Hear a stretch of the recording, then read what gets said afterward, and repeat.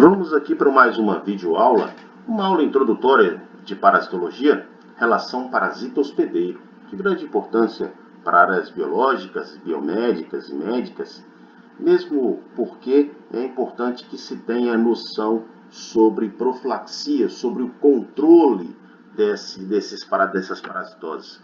E para que você tenha noção sobre o controle ou a profilaxia dessas parasitoses, é importante que você tenha noção sobre como o parasita se relaciona com o hospedeiro, ou seja, relação parasita-hospedeiro. Esses serão os tópicos abordados, que serão abordados durante a aula. Primeiro, óbvio, definição de parasita, parasitismo e de hospedeiros. Tipos de hospedeiros, classificação de parasitas, tipos de ciclos biológicos, importantíssimo para a profilaxia. Sem saber ciclo biológico, você não vai entender profilaxia, você não vai conseguir controlar essas parasitoses, você não vai saber quais as células infectadas, você não vai saber quais são os hospedeiros envolvidos durante o ciclo biológico. Vetores, importante saber sobre vetores, classes de parasitas de importância médica e os fatores associados à distribuição dessas parasitoses. Bom, dando prosseguimento, primeiro, definição, uma breve definição sobre o que significa a palavra parasito e o que significa a palavra hospedeiro. Parasito é uma palavra que deriva-se do grego, que para significa ao lado, zito significa sítio ou alimento, ou seja, parasito é aquele que fica ao lado do seu alimento. E quem é o seu alimento? O hospedeiro.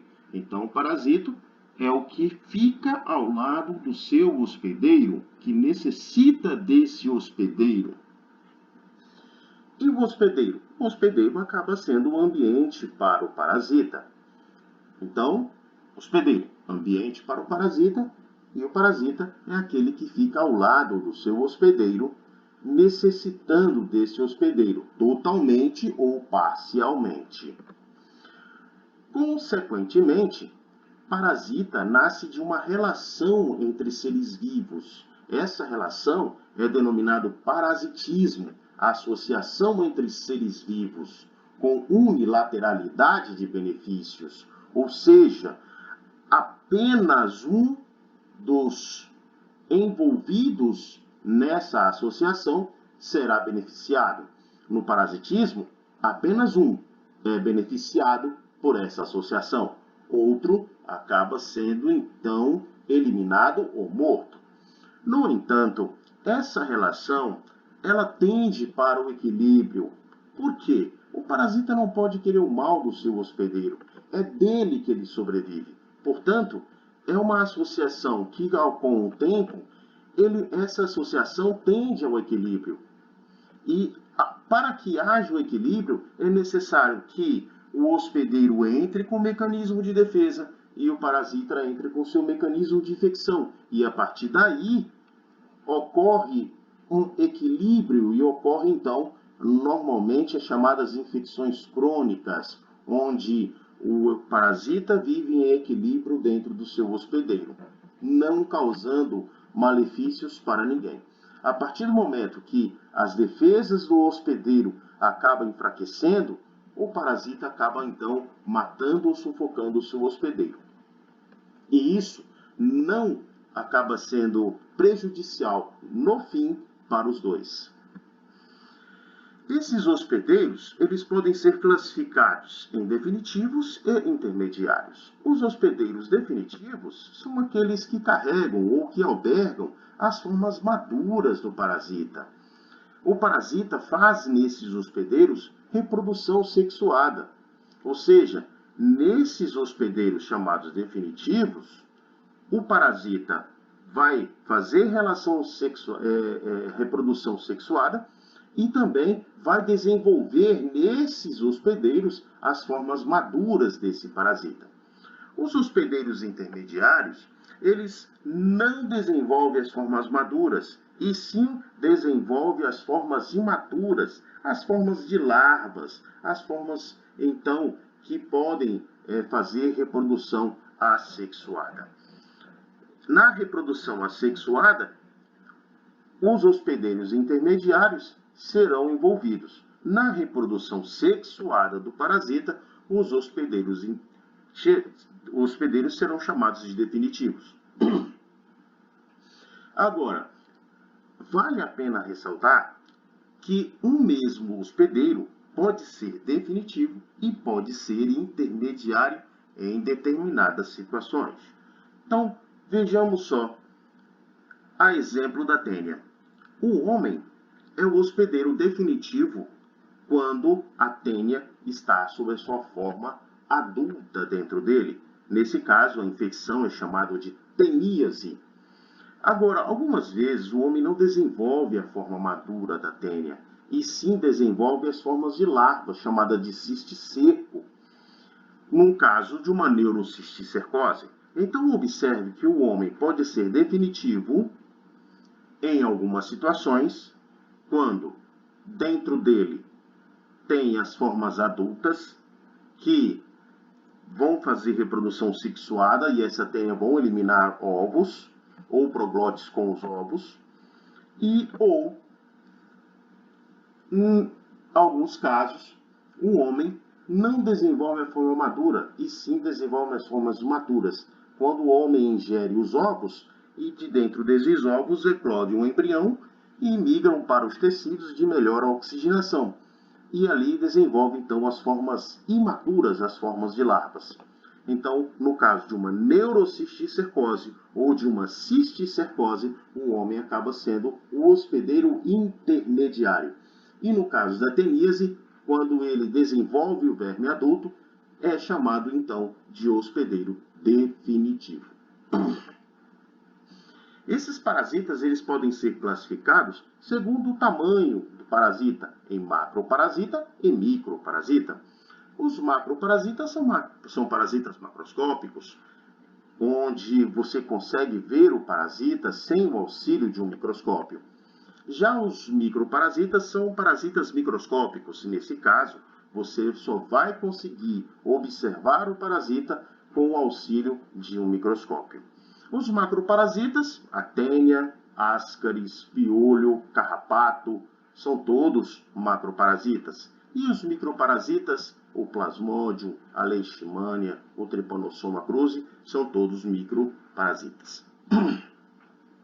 Esses parasitas também podem ser classificados segundo o local no corpo do hospedeiro, ou seja, ectoparasitas são parasitas que vão parasitar regiões fora do corpo do hospedeiro, como o piolho, o carrapato.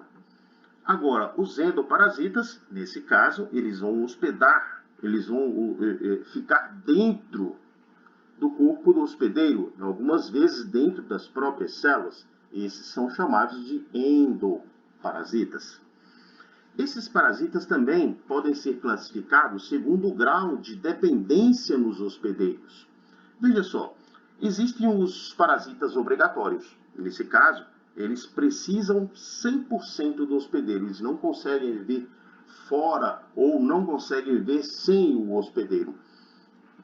E os hospedeiros e os parasitas protelianos são parasitas que, em uma determinada parte do ciclo de vida deles, eles são parasitas, e em outra parte do ciclo de vida, eles são seres de vida livre.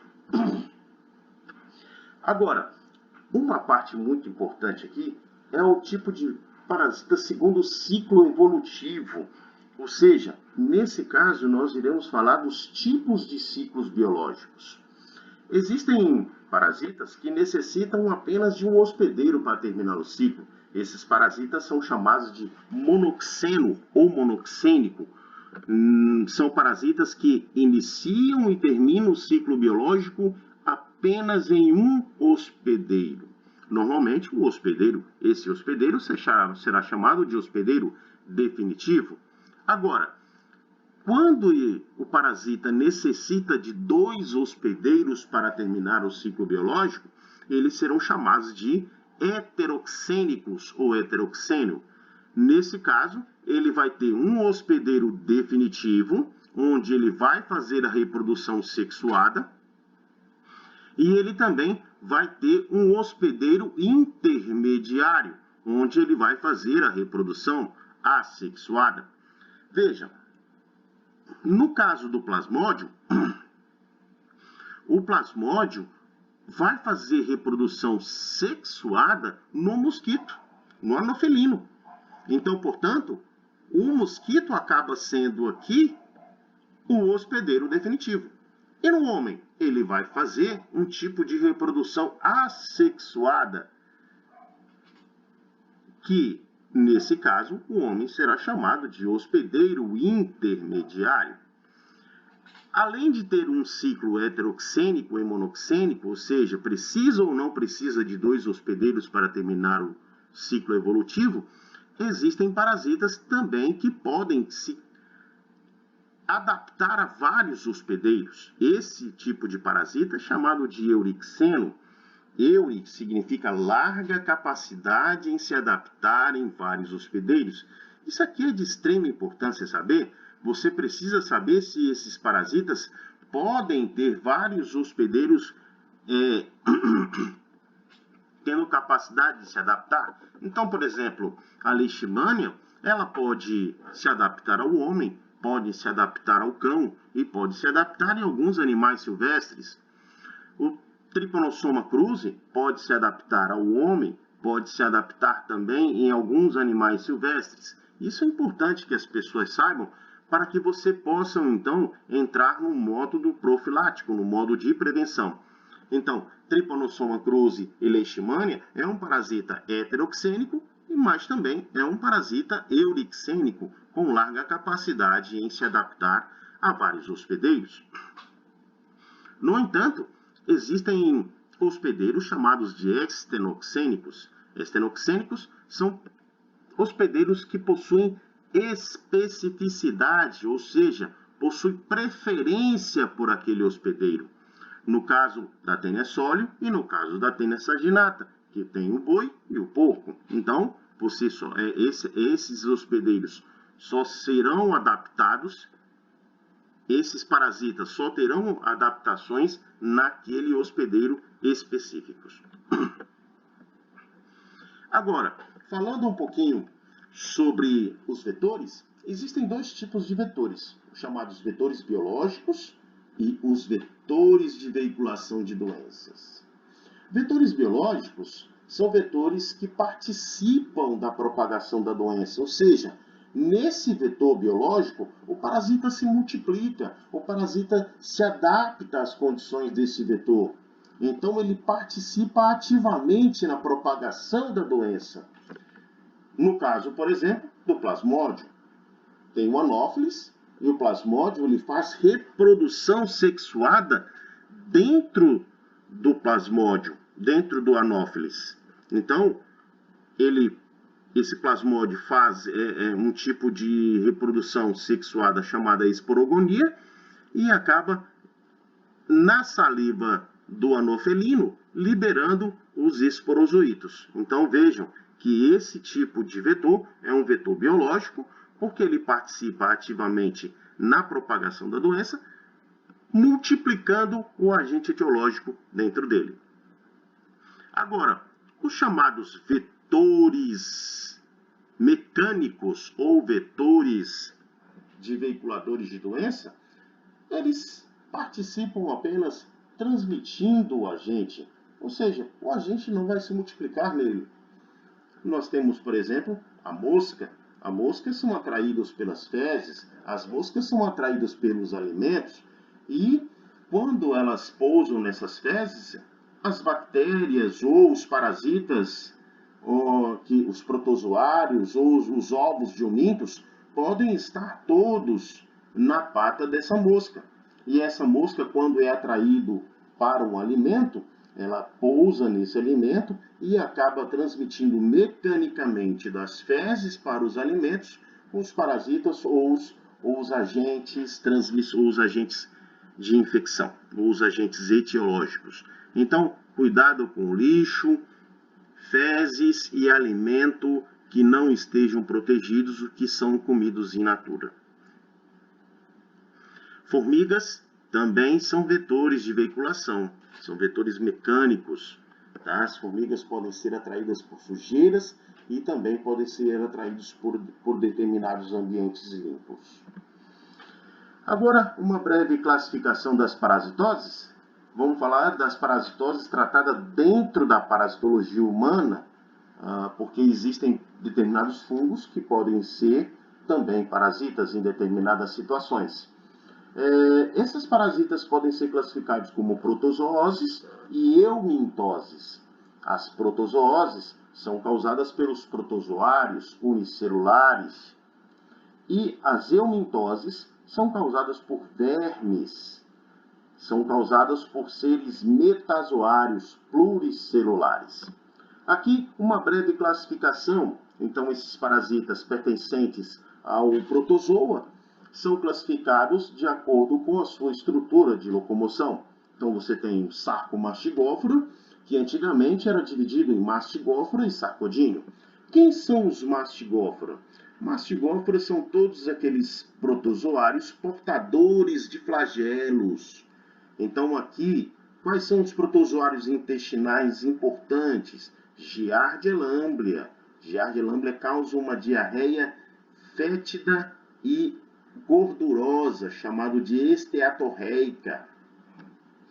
Agora, existem alguns parasitas flagelados do sangue e tecidos, Trypanosoma cruzi, Leishmania, são todos parasitas flagelados de sangue e tecido.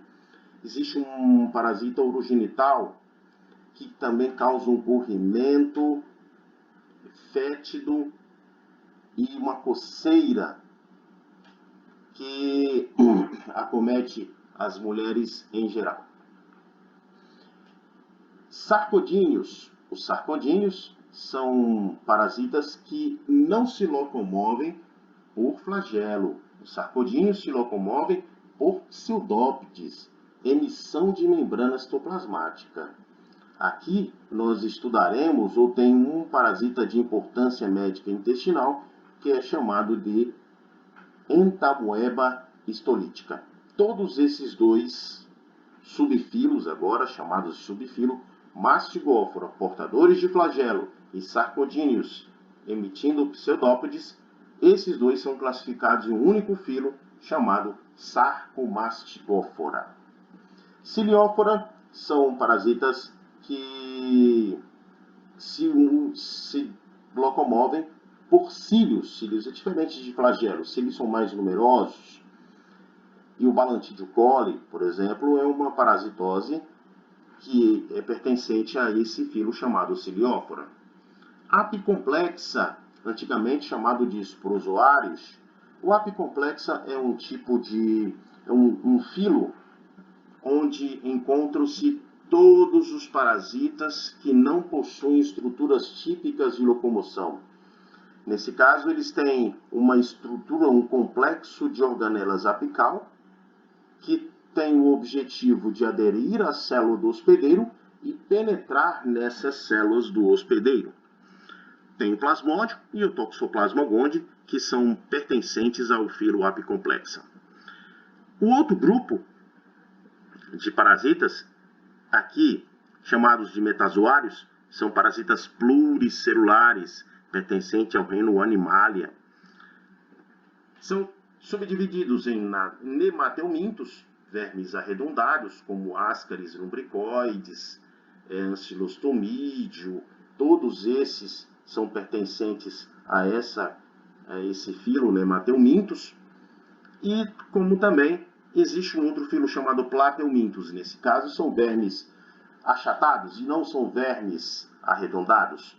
Os plateumintos, por si, eles são subdivididos em cestódios, que são vermes em forma de fita, como a tênia, formados por segmentos, e aqui os trematódios, que são vermes em forma de folha. Aqui você pode ter vermes que tenha um dimorfismo, você pode ter fêmeas e machos, e aqui normalmente eles são hermafroditas. O Esquistossoma mansoni, ele é pertencente ao subfilo trematódio. Terminando essa parte de classificação das parasitoses, é importante que se fale sobre os fatores associados à distribuição dessas parasitoses. Primeiro, presença de um hospedeiro susceptível. Muito importante ter um hospedeiro susceptível para uma melhor adaptação dessas parasitoses. Por exemplo, o Schistosoma mansoni veio da África pelos negros africanos, pelos navios, e quando chegou ao Brasil, esse verme encontrou um hospedeiro susceptível, temperaturas do meio ambiente e todas as condições ambientais favoráveis. O Bionfalaria glabrata. Então, o hospedeiro definitivo, o hospedeiro intermediário para o Schistosoma mansoni é o Bionfalaria glabrata, e é um hospedeiro que o Schistosoma mansoni se adaptou bem a ele. Então, obviamente, o Schistosoma mansoni encontrou aqui no Brasil um hospedeiro susceptível e também condições ambientais favoráveis. Outra, migrações humanas. Nós estamos vivendo um processo de pandemia em decorrência do Covid-19 e essas migrações humanas são uma das principais causas que acaba dificultando o controle dessa virose, mas também das parasitoses, tá? Um dos fatores que dificultam muito o controle das parasitoses é exatamente as migrações humanas. Condições ambientais e favoráveis para os parasitas e também para os hospedeiros, temperatura, umidade, altitude, densidade populacional. Muitas vezes, quanto maior a densidade populacional, os hábitos de higiene pode ser baixo e também tendem às baixas condições de vida. Associado a isso tudo, você tem as alterações do meio ambiente, concentrações populacional, baixas condições higiênicas e alimentares. Todos esses são fatores que contribuem para uma elevada distribuição geográfica dessas parasitoses. Com isso, você tem uma tríade epidemiológica de doenças. Para que ocorra doenças parasitárias ou infectoparasitárias, é fundamental que haja elementos básicos na cadeia de transmissão. E esses elementos básicos, o agente etiológico, o hospedeiro e o meio ambiente. Esses são os principais elementos básicos da tríade epidemiológica da doença. E associados a eles, fazendo um elo de ligação a eles, nós temos os vetores. Podem ser mecânicos ou podem ser chamados vetores biológicos. O agente etiológico é importante que se verifique patogenicidade, dose infectante, tempo de exposição, local de entrada, adesão, multiplicação e virulência. Esses são os principais pontos relevantes nos agentes etiológicos. E no hospedeiro? Primeiro, suscetibilidade e resistência. Fatores genéticos, estado nutricional, idade, sexo e status imunológicos que têm a ver com a suscetibilidade ou resistência. Tudo isso tem a ver com suscetibilidade e resistência, os fatores genéticos, os fatores nutricionais, idade, sexos e status imunológicos. No meio ambiente, óbvio, precisa de condições climáticas, temperatura e umidade para o hospedeiro e também para o vetor. Um ponto importantíssimo é a questão do meio ambiente para o agente e para o vetor. Condições socioeconômicas. Por que a gente fala em condições socioeconômicas? Porque a gente entra aqui no ciclo doença versus pobreza. A OMS, ela relata que os agentes parasitários se interagem em razão das condições ambientais em que a população está inserida. Então, veja, a sua disseminação está associada à pobreza e à qualidade de vida. Então, pobreza gera mais doença. Que gera mais doença, você acaba sobrecarregando o sistema de saúde, com pouca possibilidade efetiva de recuperação, e acaba gerando mais doença, mais sobrecarga, você acaba por investir, você acaba por ter baixos investimentos em saúde pública e medicina preventiva, gerando mais doença, que gera mais pobreza. Ou se não, a pobreza, população com poucos bens e serviços, baixos salários, que isso causa uma baixa subsistência, consequentemente, nutrição deficiente, educação insuficiente e baixa qualidade de vida, gerando mais doença. Mais doença, doença que perpetua a pobreza. Ou se não, a doença gera uma energia humana deficiente, e essa energia humana deficiente gera mais doença e o ciclo continua. Então, veja, isso aqui é uma figura retirada de um guia, Doenças Infecciosas e Parasitárias e seus condicionantes ambientais, da USP. A OMS, em 1960, já relacionava a ciclo doença versus pobreza.